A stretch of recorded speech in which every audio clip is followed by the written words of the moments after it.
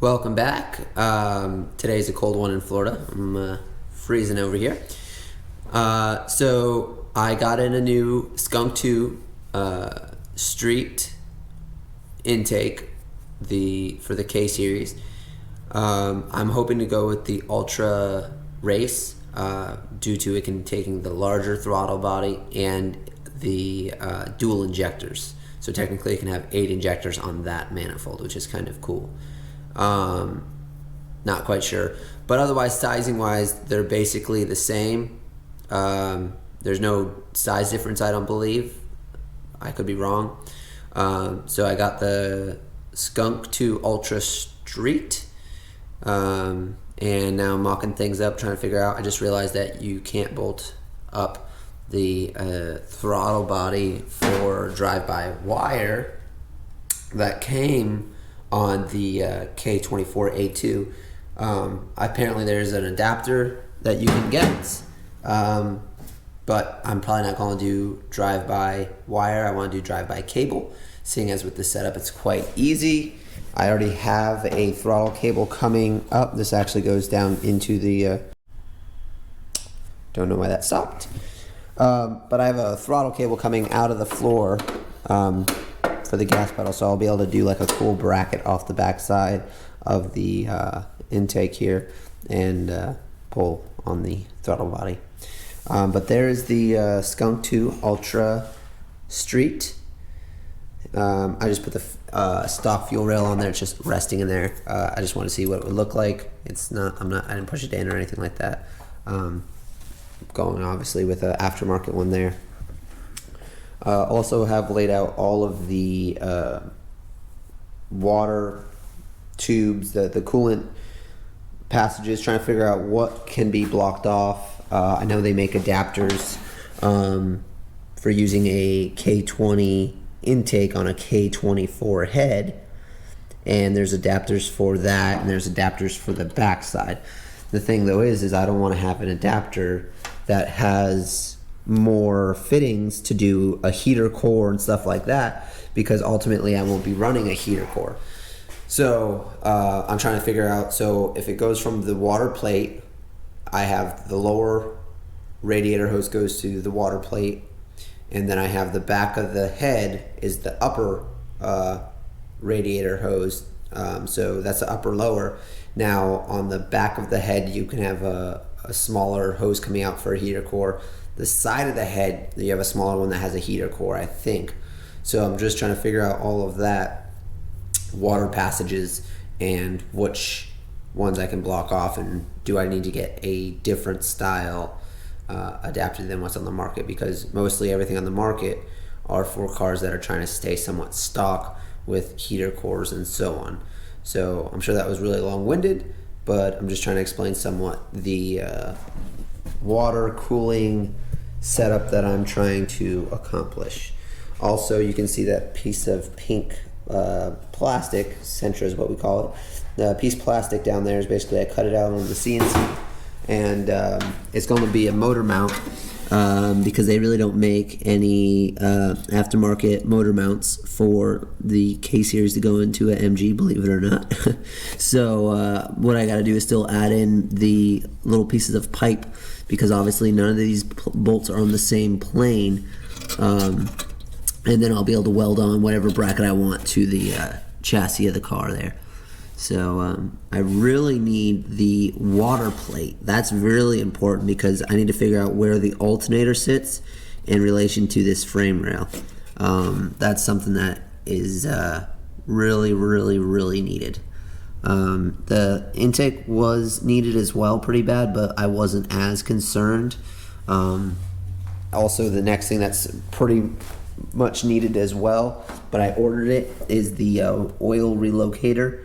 Oil filter relocation, so it's not protruding so far and sitting on the frame rail. Hopefully that will come to here, and then I'll be able to put the oil filter here, and it'll relocate, and that shouldn't be a problem.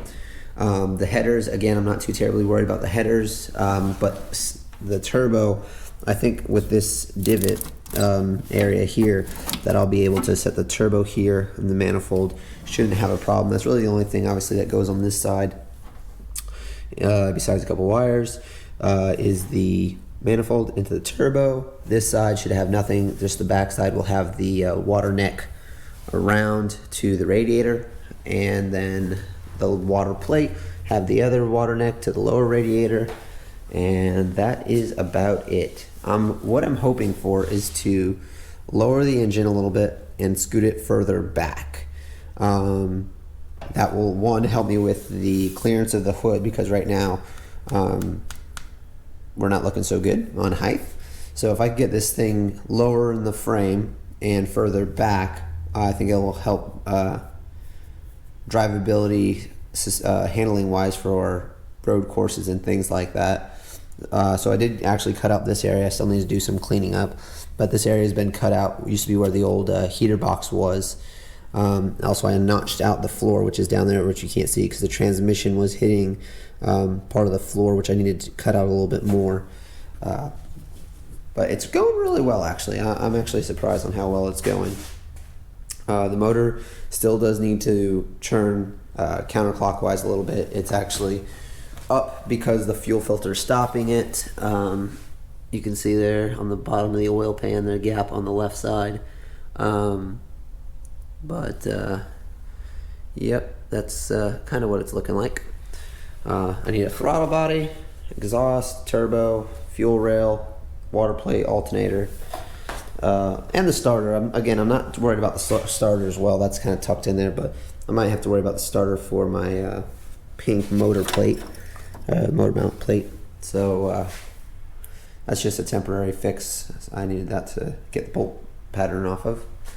But yeah, the project's coming along pretty well. I'm happy with the progress. Good thing for Facebook Marketplace, I will say that.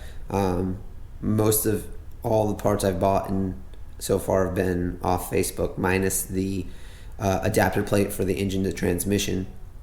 That was bought new from Inline Pro.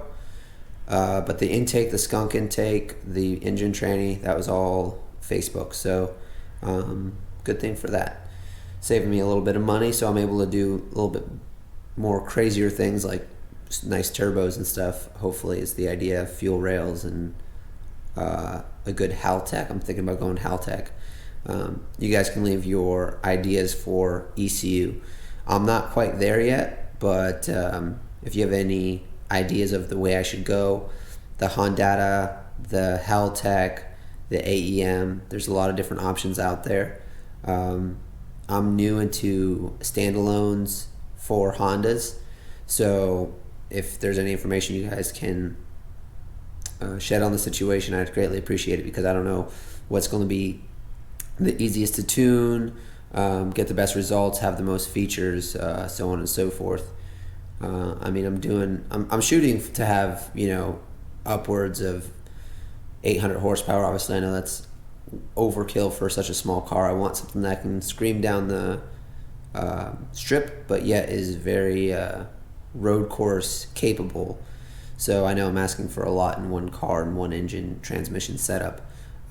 Obviously, with suspension and gearing, that really plays into what you want to do. Usually, you build a car for one purpose, and you set up the engine, your power bands, and everything like that. So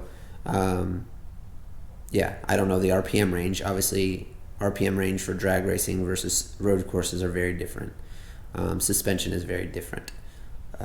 So I know I'm asking for a lot, but where I can save money using Facebook Marketplace, I can spend elsewhere on doing crazier things. So, but overall, it's coming along. My shop area right now is a little on the dirty side. That was the box that the intake came in. But yeah, thanks for tuning in.